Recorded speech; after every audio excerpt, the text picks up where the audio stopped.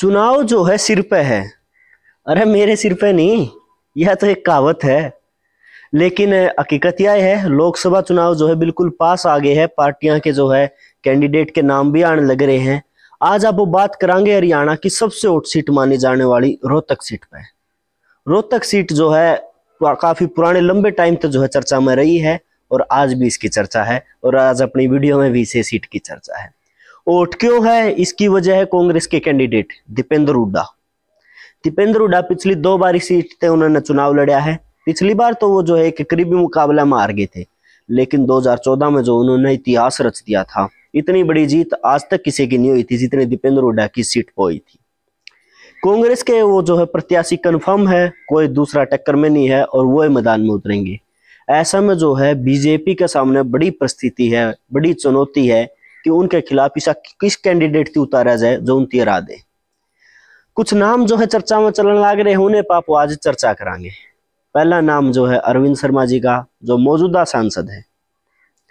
दूसरा नाम बाबा बालकनाथ का, राजस्थान में वो चुनाव भी जीत के आए हैं, उनकी फिर तक मौका दिया जा सके है।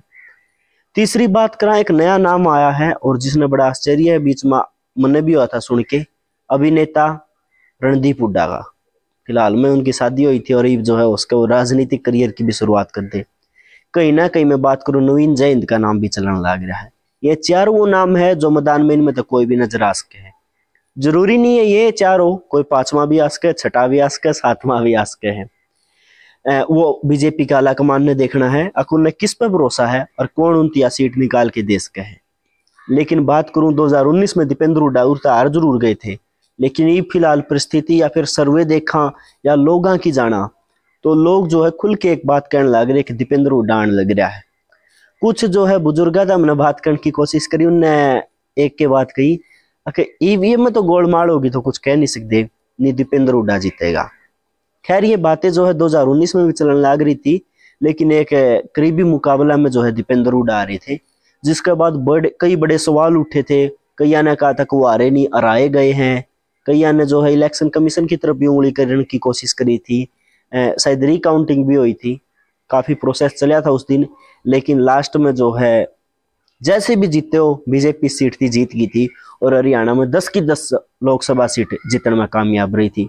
इस बार जो है परिस्थितियां अलग है। सर्वे बताने लग रहे हैं 6-4 का या फिर 5-5 का इस बार मुकाबला उसके है। उसमें तो जो है रोहतक सीट के अब तक जितने भी सर्वे आए हैं सारे कांग्रेस का कमाए हैं, दीपेंद्र हुड्डा का कमाए हैं। सबसे बड़ी बात करूं, दीपेंद्र हुड्डा के साथ जो है युवा वोट बैंक बहुत ज्यादा जुड़ा है। युवाओं की जो है पहली पसंद दीपेंद्र हुड्डा बनने लग रहे हैं। लगातार देखा गया उनकी युवा की टीम बनने लग रही है, युवा साथी उनका बहुत ज्यादा साथ भी देने लग रहे हैं। ऐसे में बीजेपी के सामने एक बहुत बड़ी परिस्थिति है, चुनौती है, या फिर मैं कहूँ दीपेंद्र हुड्डा उनके खातिर एक बहुत बड़ा संकट है।